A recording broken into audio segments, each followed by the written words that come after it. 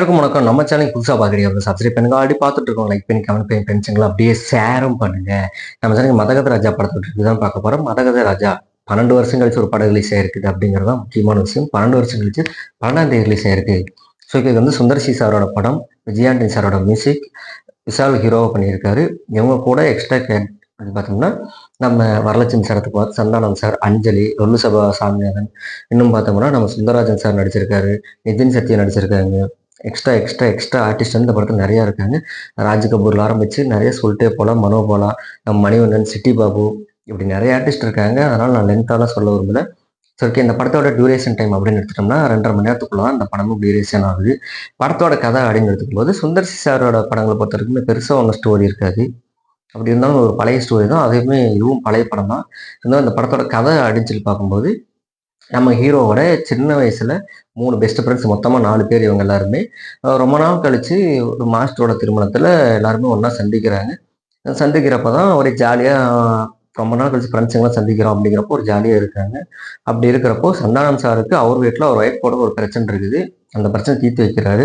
But அங்கிருந்து எல்லாமே முடிச்சு கிளம்புற ஒரு டைம்ல தன்னோட மீதி இருக்கிற 2 நண்பர்களுக்கும் ஒரு மிகப்பெரிய பிரச்சனை காத்துக்கிட்டு இருக்குது. அதாவது ஒரே ஒருத்தரால 2 பேத்துக்குமே பாதிப்பு வந்திருக்கு. 2 பேருமே சாவ போற நிலைமையில இருக்கோம் அப்படின்னு சொல்றப்போ, அதுதான் நம்ம சோனு சூட் சார் தான் வில்லன்.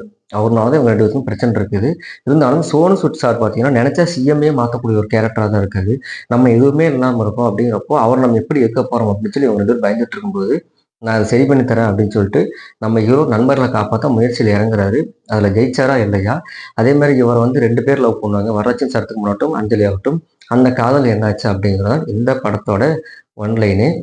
ஓகே. ஆல்ரெடி பழைய கதை தான். இருந்தாலும் நம்ம வந்து 12 வருஷம் கழிச்சு பார்க்கணும் அப்படிங்கிறப்போ நல்லாவே இருந்துச்சு. படம் டெக்னீஷியனா பார்க்கும்போது எல்லாமே நல்லா இருந்துச்சு. ஏன்னா டெக்னீஷியன் ஆகட்டும், நடிச்ச ஆர்டிஸ்ட் ஆகட்டும் எல்லாரோட பெர்ஃபார்மன்ஸும் நல்லா இருந்துச்சு அப்படிங்கிறத தாண்டி, இந்த படம் 2003லயே சென்சார் ஆயிருச்சு. 2003ல சென்சார் ஆகி, சில ப்ரொடியூசிங் பிரச்சனைனால அந்த படம் ரிலீஸ் ஆகாம இருந்து, 2025ல 12 வருஷம் கழிச்சு 12ஆம் தேதியே இந்த படம் ரிலீஸ் ஆயிருக்கு அப்படிங்கிறது ஒரு குறிப்பிடத்தக்கது. விஷால் சார்லாம் பார்த்தோம்னா, இந்த படத்தோட ஆடியோ லான்ச்ல அப்படியே கை நடுங்கிட்டு பேசிட்டு இருந்தாரு.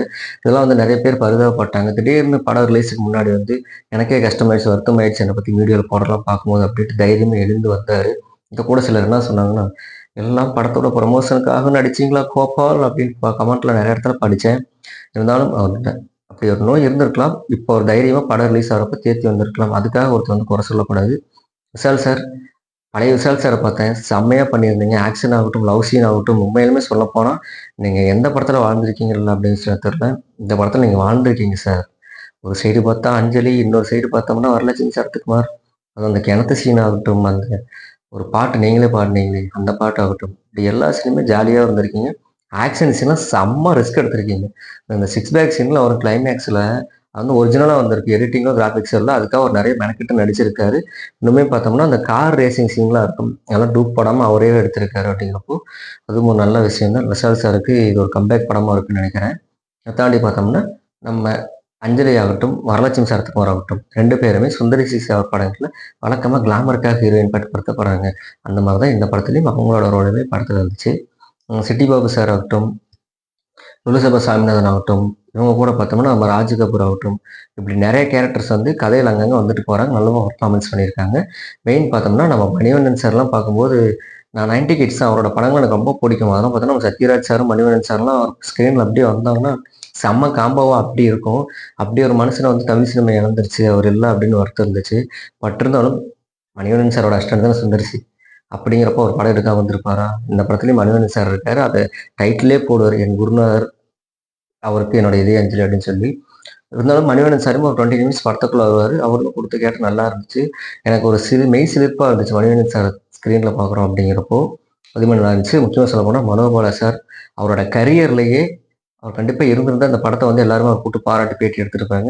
அதுல பெஸ்ட் படம். அந்த பொணமா வர சீன் ஆகட்டுமே, அந்த கஞ்சாவ அவர்ட்ட குடுத்து அவர் அந்த ஒரு பிரஸ் மீட்ல நடந்துக்கிற அந்த ஒரு சீன் ஆகட்டும், "உன்ன விடமாட்டேன்டா" அப்படின்னு சொல்லிட்டு வில்லன பார்த்து ஃபோன்ல பேசுற அந்த ஒரு சீன் ஆகட்டும்.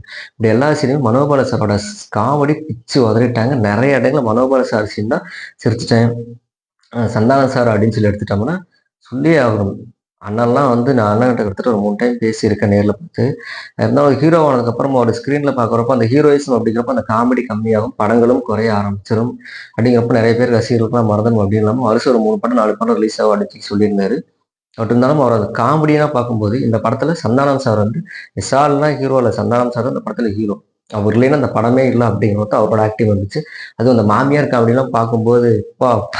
என்னமோ ஒரு மாமியார் கேரக்டர் வச்சு இப்படியெல்லாம் காமெடி பண்ணியிருக்கீங்களா அப்படிங்கிற மாரி இருக்கும். அந்த கிணத்து காமெடி ஆகட்டும், அது ஒரு பாத்ரூம் சீன் ஆகட்டும், கிளைமேக்ஸ்ல வர அந்த ஒரு சீன் ஆகட்டும், இந்த வரலட்சுமி மேடம் எக்சர்சைஸ் பண்ணுவாங்க. அந்த ஒரு சீன் காமெடி ஆகட்டும் சொல்லி படம் ஃபுல்லா அவங்க கவுண்டரி டயலாக் இருந்து எல்லாருக்கும் பயங்கரமா பண்ணியிருக்காரு. சந்தானம் சார் நான் உங்கள திரும்பவும் காமெடியா வர சொல்லல. இந்த மாரி காமெடி படங்கள் இனிமே நெறையா வரும். இந்த மாரி கதைகள் நடிங்க சார். உங்கள ஸ்க்ரீன்ல அடிக்கடி பார்க்கணும்னு எனக்கு ஒரு ஆசை. ஸோ எல்லாமே சொல்ட்டோம். இறந்த நடிகருங்க இந்த படத்துல நெறையா நடிச்சிருக்காங்க. அல்வா வாசல்லேருந்து மணிவண்ணன் சார், சிட்டி பாபு சார் நெறையா பண்ணியிருக்காங்க. அவங்களுமே குடுத்த கேரக்டர் ஓகே. அது அப்படி சொல்ட்டேன்.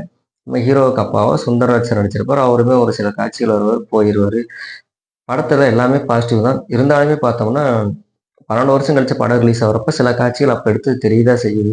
அதுக்காக வந்து படம் மொக்கைன்னுலாம் சொல்ல முடியாது. படம் நல்லா இருக்குது. நெறைய வயிறு வலிக்க சிரிக்கலாம். என் குடும்பம் வந்து ரொம்ப நெறைய டென்ஷன் இருக்குன்டா, ஒரு காமெடி படம் பார்த்தா என் லைஃப் கொஞ்சம் மனசு வந்து நல்லாருக்கும் அப்படின்னு நெனச்சீங்கன்னா, கண்டிப்பா இந்த படத்த பார்க்கலாம். ஏன்னா, இன்னைக்கு ட்ரெண்டுல இந்த பொங்கலுக்கு விடாமுயற்சின்னு ஒரு படம் வராதனால 10 படம் ரிலீஸ் ஆயிருக்கு. அந்த 10 படத்துல பார்த்தோம்னா, நான் ஒரு 4 படம் பார்த்துட்டேன். அந்த 4 படத்துலயுமே எந்த படத்துல தான் கும்பல் அதிகமா அடிச்சு நெறைய பேர் வாய் விட்டு சிரிச்சாங்க. ஏன்னா மீதி நெறைய சீன்ஸ் இருக்கு. அதெல்லாம் நான் சொல்லலாம். அந்த சீன்லாம் சொன்னா உங்களுக்கு படம் பார்க்குற இன்ட்ரெஸ்ட் போயிரும். காமெடி சீன்ஸ் தான் படத்துல மெயினாவே கூட. அது சோனு சூட் சார்லாம் பார்த்தோம்னா, இந்த பழைய படங்கள்லாம் பார்த்தோம்னா, ஹீரோ வந்து வில்லனுக்கு ஒண்ணு பண்ணுவாரு. உடனே வில்லன் ஹீரோவுக்கு ஒண்ணு பண்ணுவான். அந்த மாரி சீன்ஸ்லாம் இந்த படத்துல பழிக்கு பழி அப்படிங்கிற மாரி நெறையா இருக்கும். வில்லனுக்கும் ஹீரோவுக்கும் உண்டான டயலாக்ஸும் படத்துல நெறையா இருக்கு. டைம் இருந்துச்சுன்னா பாருங்க. ஆல்ரெடி பார்த்துருந்தீங்கன்னா படம் எப்படி இருந்துச்சு அப்படிங்கிறத கீழ கமெண்ட்ல பதிவு பண்ணுங்க. சுந்தர் சி சாருக்கு இது கம்பேக் அப்படின்னு சொல்ல முடியாது. அவர் கரண்ட்ல தான் இருக்காரு. சார் இந்த மாரி காமெடி படம்லாம் பண்ணுங்க சார். அரண்மனை 1, 2, 3 போயிட்டே இருக்கீங்க. விட்டா நீங்க அரண்மனை 12 வரைக்கும் எடுப்பீங்க அப்படின்னு சொல்லி நெனைக்கிறேன். காமெடி படம் பண்ணுங்க சார். எங்களுக்கு ரொம்ப ஆசையா இருக்கு. இந்த மாரி படங்கள் நெறைய வரணும் அப்படிங்கிறப்போ, இந்த படம்லாம் அப்பயே வந்திருந்தா ஓடியிருக்கும். மீண்டும் அடுத்த வீடியோவில் சந்திக்கும் வரை அனைவருக்கும் நன்றி.